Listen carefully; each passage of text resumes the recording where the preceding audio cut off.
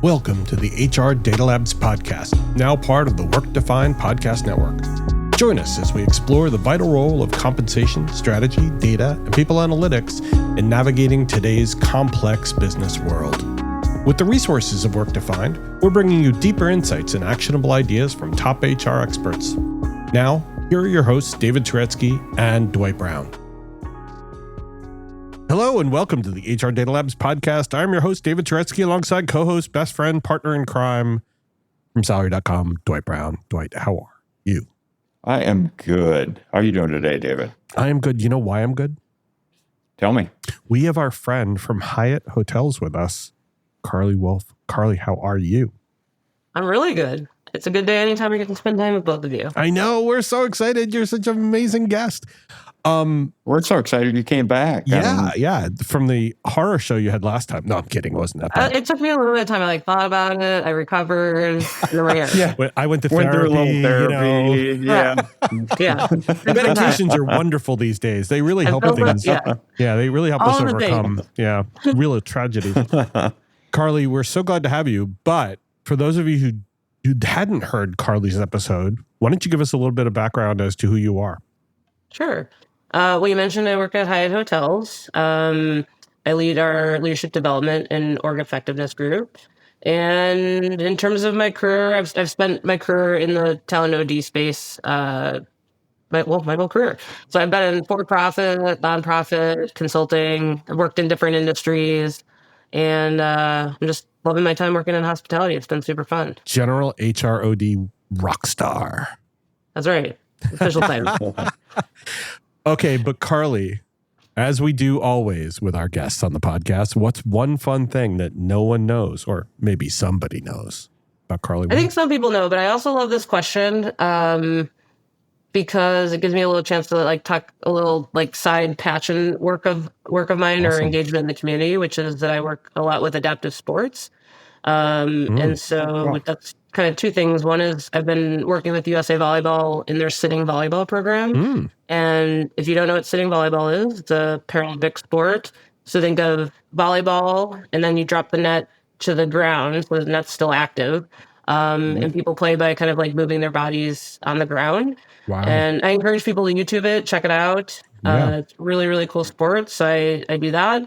And then also in Baltimore, there's an organization called Kennedy Krieger Institute. They support kids with different disabilities, a school, a hospital system, research center, and I help with their adaptive sports program. So that includes wheelchair basketball, softball, all kinds of good stuff. So, that is awesome. Yeah. Do me a favor, when you get a chance, send us the links to that. We'll put them in the show notes so that people could either donate to it or get some awareness of it. Sorry, I love that. Thank you. Yeah, not to get too far off track, but how did you get into that?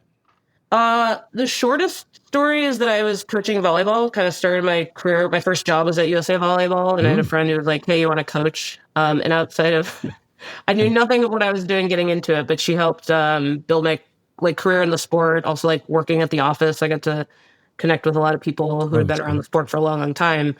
And from there, one day I was at a volleyball camp helping at a USA Volleyball program over the summer, and they needed help for someone to stay to work on the sitting side. And I said, would love to, and just fell in love with the sport, the athletes, different way of thinking. It's kind of the sport, the objective is the same, but how you on the court, some of the rules, leveraging people's strengths, all that sort of stuff was a big learning curve and something that I just love the learning journey, and the athletes are amazing. So that's how I got into it. And that's why I've stuck with it, because I think, fitness is now back to kind of the Kennedy Krieger side of it. Fitness is important, whether it's in their case, it might be part of recovery, but it's just life. Yeah. Right. We want to be able to be active and fit, and happy to be a part of supporting programs and accessibility for kids. That's wonderful. That's awesome. Yeah. I'm always fascinated how people get into their passion, their side passions, Yeah. Well, and I'd say, and I'll include this in the links too, a huge percentage of Americans actually have disabilities, and there's not always a place where they can participate in sports. So the other thing I'll share with everyone is Move United. And they're kind of on a mission to provide access to sports and communities. They want like every community in the United States to be able to have access to sports. So, there's lots of ways people can get involved, but also you probably know somebody that wants to be able to participate in those types of programs. Absolutely. Right. Yeah. That's so cool. Thank you, Carlee. Yeah. Thanks for the opportunity to talk about it. And to a further extent, for that matter. Our pleasure. Like to dig into it. Yeah. And one of the fun things we get to do about that question is to really understand who people are and humanize them, because we get to speak to so many different types of people from all walks of life. And that really does get us to a really great positive step before we start learning from them.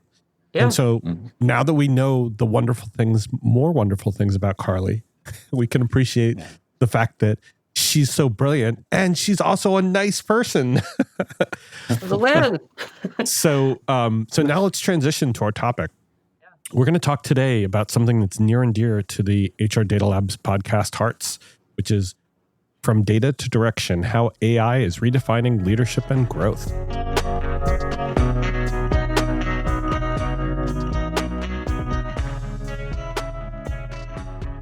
So our first question, Carlee, how is AI changing people analytics, and what does it mean for leaders and how they show up and lead? Pace of change in the world of business is fast, and that drives incredible complexity for the world of human resources.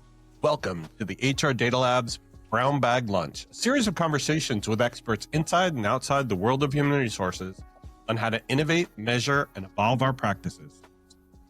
Our goal is to help provide you with practical examples of how HR has to change and to meet in this complex business environment. Every week, we'll talk to new and different voices on all aspects of human resources. And guess what? You get to chat with us live. Live? Live.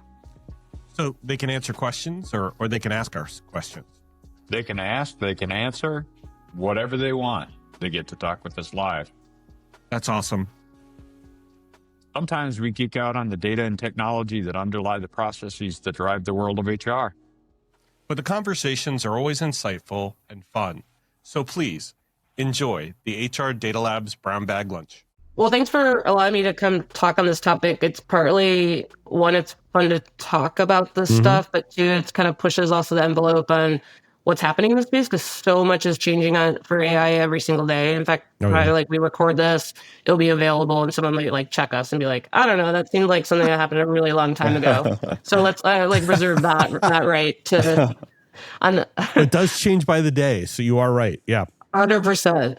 But when we think about the analytics and how it can help with leadership and how they're showing up and leading and providing development, I think one of the things that's really interesting is AI is really accelerating how we collect, how we can analyze, and how we can act on people data, unlocking patterns we couldn't see before. And when I say see before, I think, over the past several years, it's always been about maybe someone has access to data, and then you're looking to crunch it. Maybe you send it to that person on your team who has that skill set. Or maybe if you're work for a large enough organization, you have a team.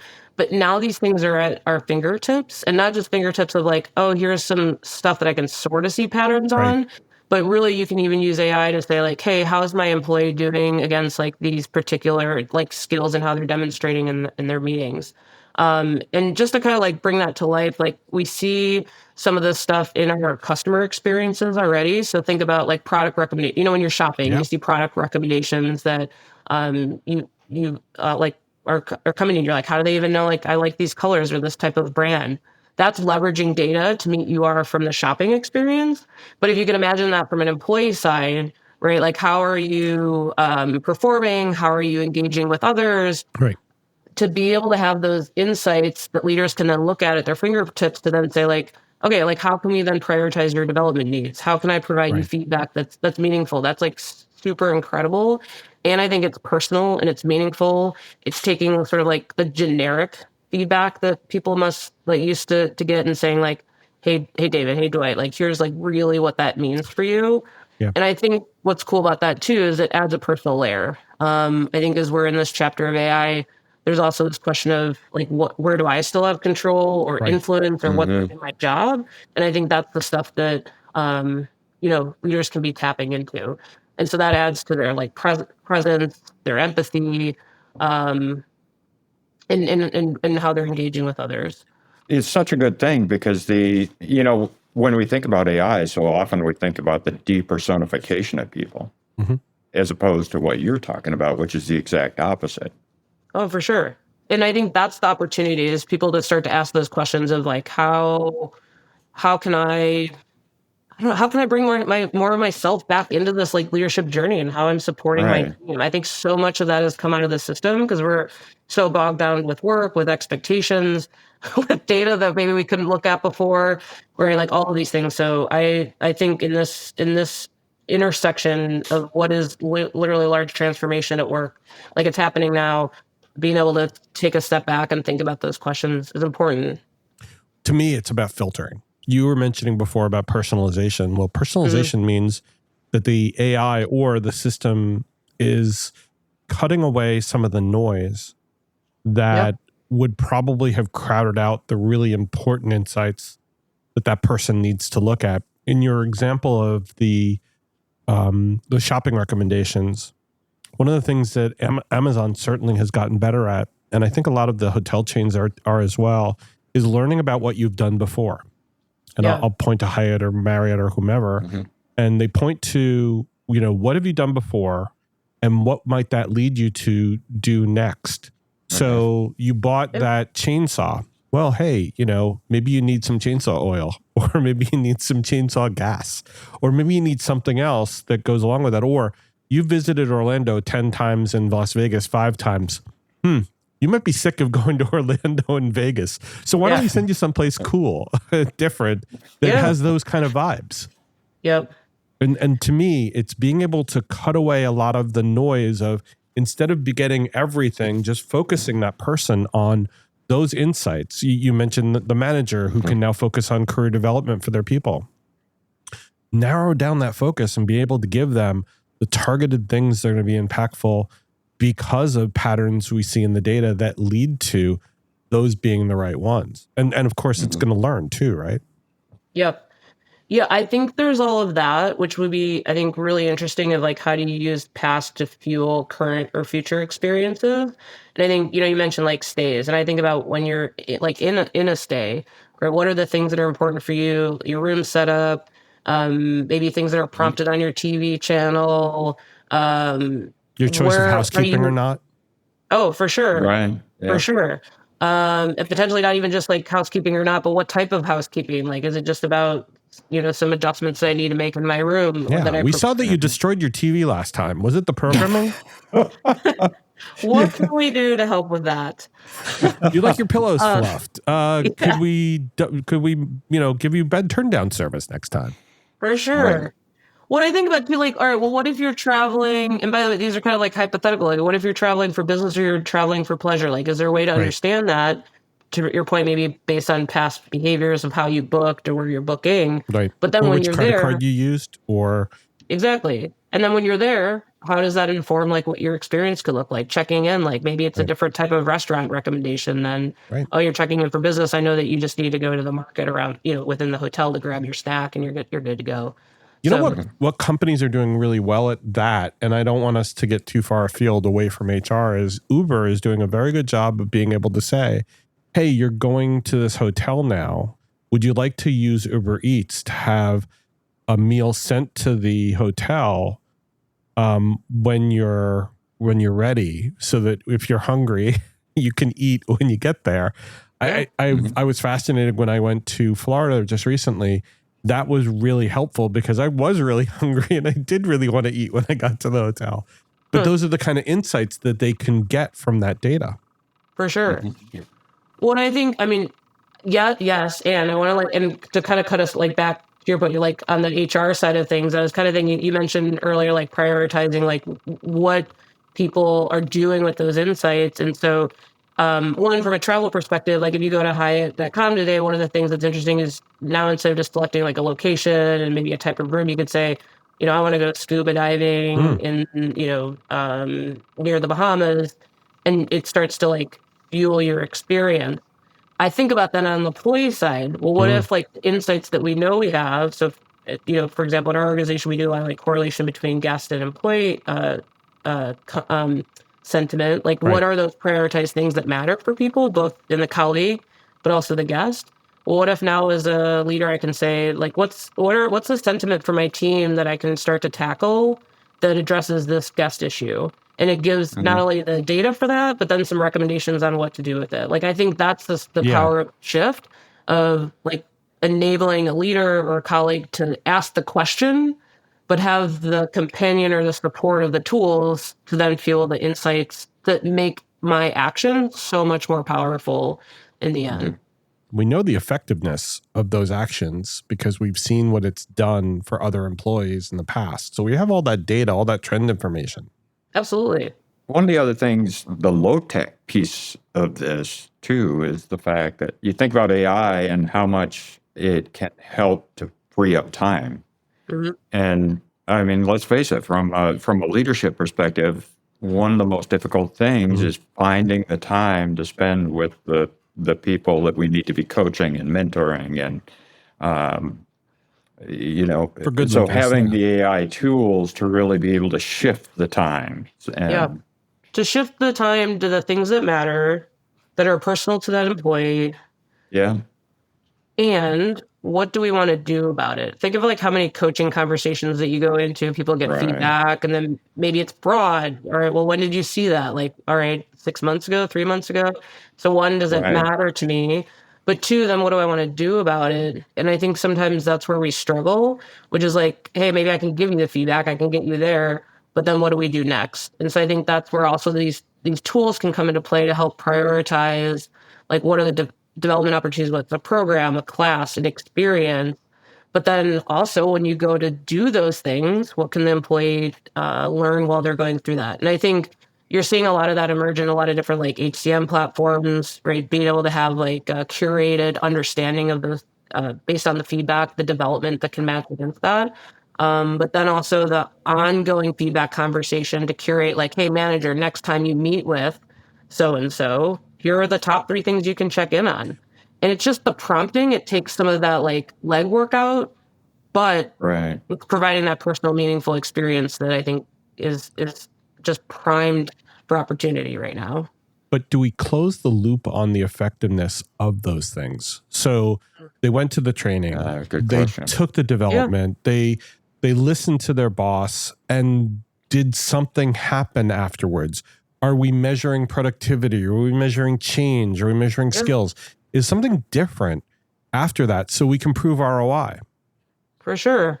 Yeah. I mean, I think that's a really cool thing to be imagining right now. Like, what are, like, one of the things I think about is like, what's maybe at the employee's fingertips where they can kind of get that close feedback. Like, to your point, I went to go learn this skill or to kind of like hone in on this behavior. Maybe it's about sending out a little feedback form, or maybe I get to kind of like self-evaluate after I'm leading a meeting or having an interaction. Or it's maybe even utilizing tools. I had a chance to kind of experience one of the platforms called Workera, where they do skills-based assessments. And what's unique about that, or fun about that at this stage, it's not just like broad-based, like, hey, David, hey, Dwight, like, here's generally where you are. Right. It could take your role, where you're at in the development of your role, and get super specific about those skills that you need to develop. Maybe they're blind spots. Maybe they're things that you thought you were pretty good at, but you need to expand on. But back to your point about closing the loop, maybe I take an assessment. I kind of figure out where I'm at. I do a learning opportunity, and maybe I can re-engage with that assessment. Did I move the needle in, where I'm at on the maturity curve for that particular skill? So I think there's stuff like that popping up, which is really fun. Enjoying the conversation? Don't forget to hit subscribe so you never miss an episode packed with insights and strategies. Now, let's dive back in. Well, I think that gets us to our next question, which really does focus on what you just talked about, which is how can insights on skills, feedback, and careers help people move more toward intentionality in their work and growth? Yeah. One of the biggest things is, to your point, like we're just jumping off of from, it's like really understanding where I am and where I can go. And both in, we'll call it big ways, like careers, like where do I want to go over time, but also in small ways, like things like skills, like what can I be developing that helps me today, tomorrow, and next week, in applying that. So whether it's the assessments I just mentioned, like Workera, if it's like the HCM platforms and being able to have some of those skills-based assessments to understand current state and the gap that you have, But I think this also loops back to the feedback. David, you were mentioning, like, how do we know we're making progress? Well, it starts with like gathering those insights. I think something we haven't really talked about in the development arena or in like careers is also literally those like leadership development journeys. So I think other ways that people can get an understanding of where they're at and they want to go are things like 360s, 180s. And I think that's another area that over time, like these have been great tools for people. Like I want to grow in my leadership skill set. I want to know where I'm at. I want to know how I show up and where I can go. But oftentimes this is just accessible at like senior leadership levels. But now I think the question is like, can we democratize that? Can we open up things like 360s? Can more people be doing these? And through, I'll use that term like AI, like can that also support people? Because I think the biggest struggle with a 360 is understanding like in doing positive development is understanding like what that feedback is, right? A 360 can be scary for some people.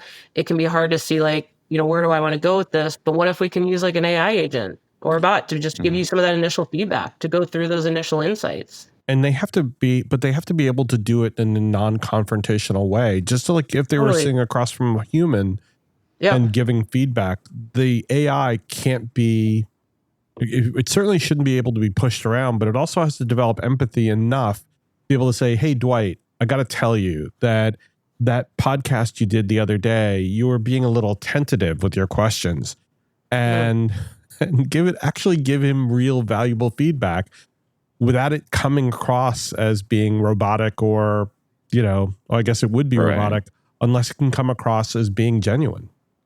Which we're probably, technologically, I think we're getting to a point where that can happen. You look at some of the advances with agentic AI and how it's actually starting to get into that space a little bit.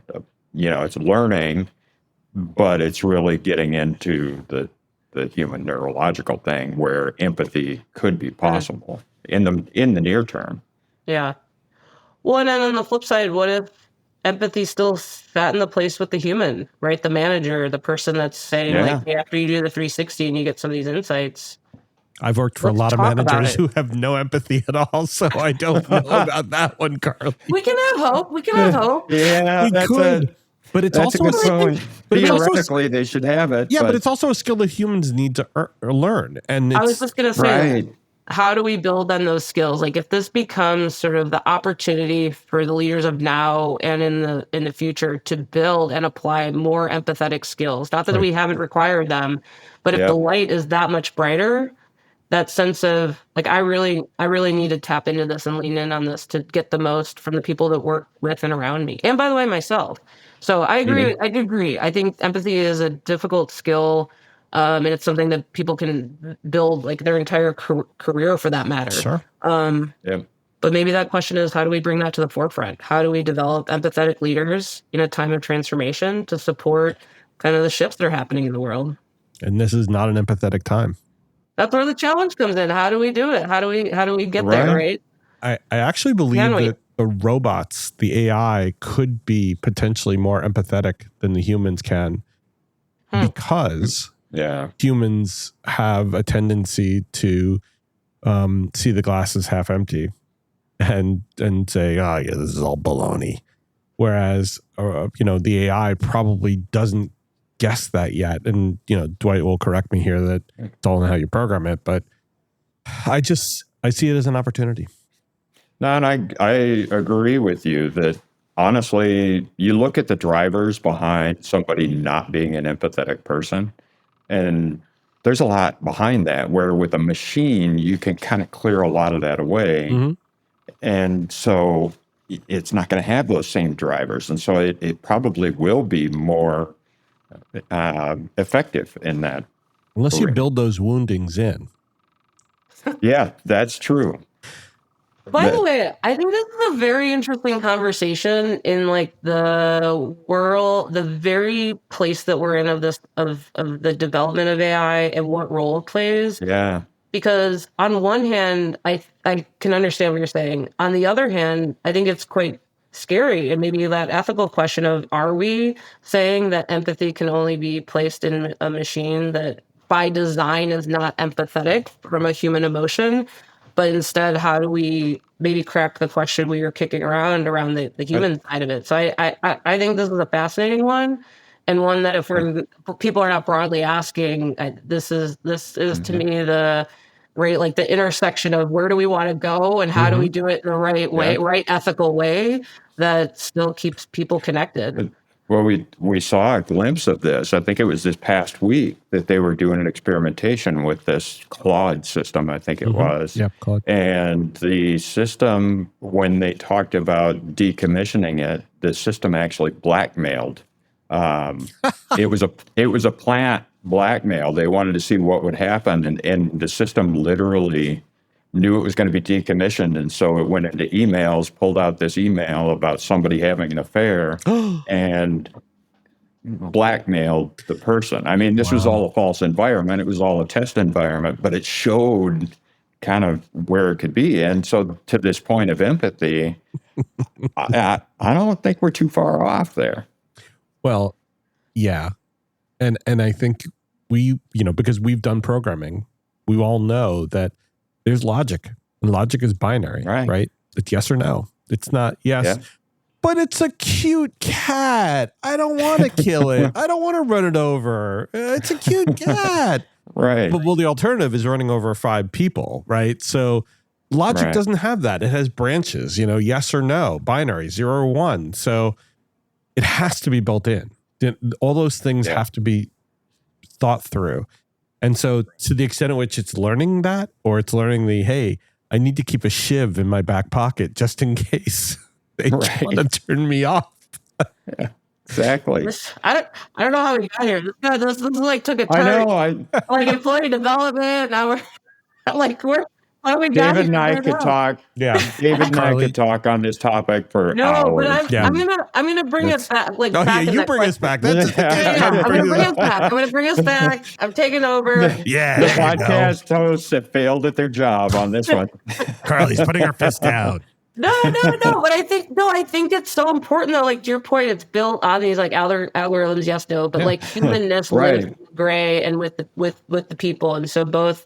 How do we focus on the things where humanness can play a role, but then use the tools to enhance where we want to go? But continue to ask these questions, right? Because that also is what we don't know all of the future. It's just like social media started, a great way to connect. Yet people are more disconnected than they ever have been. Like we're kind of in those early stages of these toolings. So I think you're bringing up some good questions and thoughts that I think we need to continue to infuse as we innovate, integrate, and evolve. And hopefully evolve. I'm going to go with the positive, empathetic, humanist way. Yeah.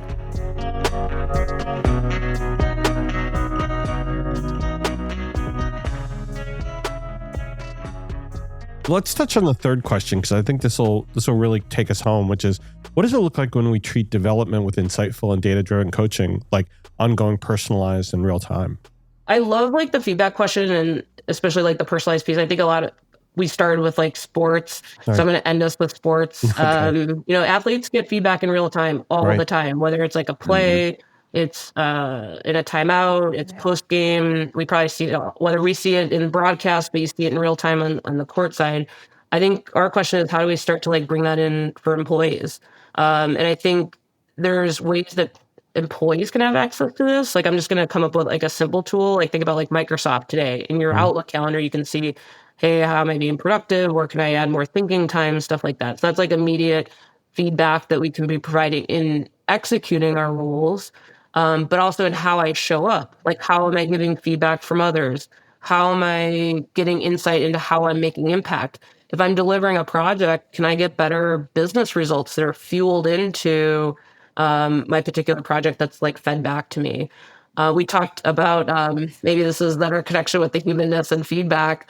I think where an AI tool could be helpful in getting feedback is, and we're starting to see this. In fact, I was just chatting with someone a couple of weeks ago where they were giving an example of like an executive who has like an AI coaching tool that helps like bring up blind spots for them and like how they're communicating or writing emails. Sure. Well, think about that, in a day-to-day scenario for an employee, being able to get unbiased feedback, but to be able to apply it into our job. So I think back to the athlete of like the regular feedback, how are you getting it? How can it be applied in your job? And how can that make you better? But since we've been talking a lot about AI and we've also been balancing this whole like empathy, humanness with also tools, I think there's also really cool stuff happening out there that marries the two. And so I came across, there's an organization called Keep Company, and they do actually like group coaching, and it's really about connection and connecting managers, colleagues together on like particular needs that they have and dealing cross industry. But part of the development side could be fueled through content that's provided or like curated. Yep. But the coaching is still from a group coach, and you're still connecting with other humans on human related issues, but that you have curated skill development to help like solve for those things. So I think this is a perfect marriage of where you have like an AI tool assist, but you have the humanness to have that development to be able to move forward. And I think that while that's an organization or a component for a solve, I think that's the question that we could be asking ourselves, like, where can I be using AI assist and tooling to better my humanness and my performance and how I show up and deliver against what I'm doing every single day. So, yeah, that's such a good point, because the capabilities to use the machine for a lot of things can be there, but to your point, we have to be the ones kind of figuring out what is that balance point. And even though the capabilities are there, should we really be using the machine for this particular piece of things? That we need to keep that humanity into everything that we do in the workplace. yeah. Well, on the coaching front, I was at a conference in February, and this was a conversation. There, someone saying like, "Well, should all coaching should that be AI?" I don't know. Should it? Should it not? But I think there's dynamics with humanness that are super powerful, to have that connection, to have that emotional moment, to have that open space to have reflection and create change. So Right. I think it's definitely a balance. Carlee, does your answer change at all when we're talking about employees that don't have regular access to computers, like service industry, obviously the hospitality world, where are we kind of thinking maybe that they need assistive technologies like glasses that have the text in them, or handheld devices or their own mobile devices, to be able to give them more data or collect data from them?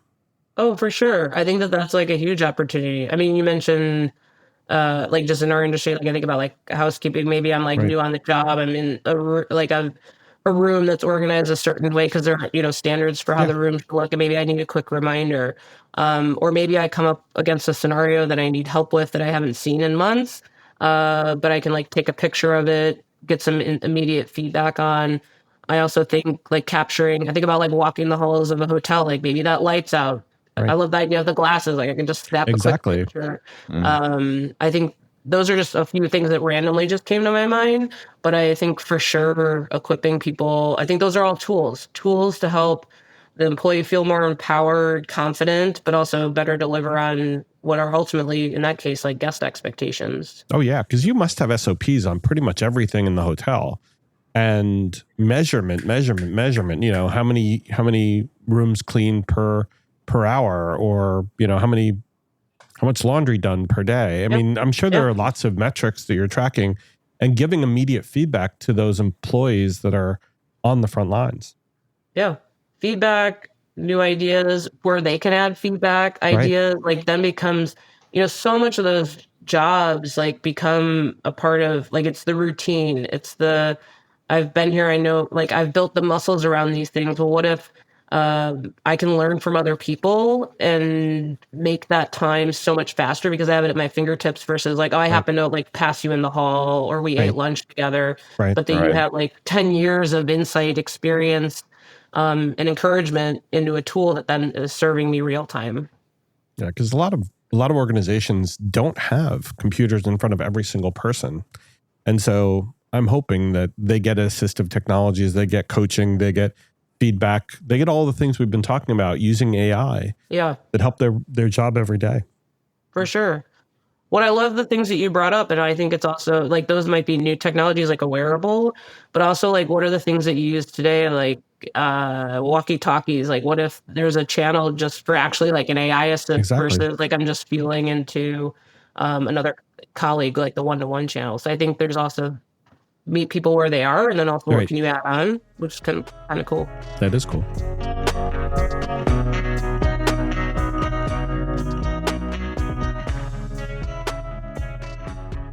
Well, Carlee, we could be talking all day, and as always, it is always a pleasure to talk to you and to learn from you and to shoot ideas across the transom. And it's just wonderful to spend time with you. Well, I really appreciate it. I think that's where we are. Yeah, heart. Always ideas. And I encourage, just as like as I listen to these podcasts and hear different people's ideas, I think that's where we're at. We're in ideation.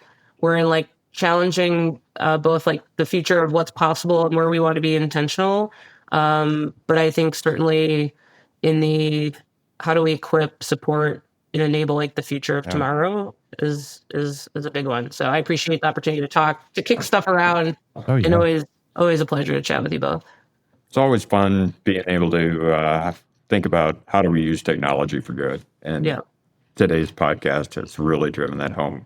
Yeah. And this is just so much fun because the ideas that we generate here, hopefully, Carlee, someone hears it and says, I have a great idea for my company using the things that Carlee was talking about. I could leverage that. That would just be so cool. Yeah. Then we would like to be tagged in that and brought along for the journey. Yes, on the patent application, right, exactly. put Carlee Wolfe, David Turetsky, and Dwight Brown, please. Yeah, you're welcome. Your think tank. Carlee, we love you. Thank you so much for being here. Thank you. Dwight, thank you for being here. Thank you. Always great having you on, Carlee, and we're looking forward to the next time. I appreciate it. Thank you all for listening. Take care and stay safe. Thanks for listening to the HR Data Labs podcast. Don't forget to subscribe and share with your network. Also, check out the HR Data Labs Brown Bag Lunch every Friday on YouTube. Stay safe.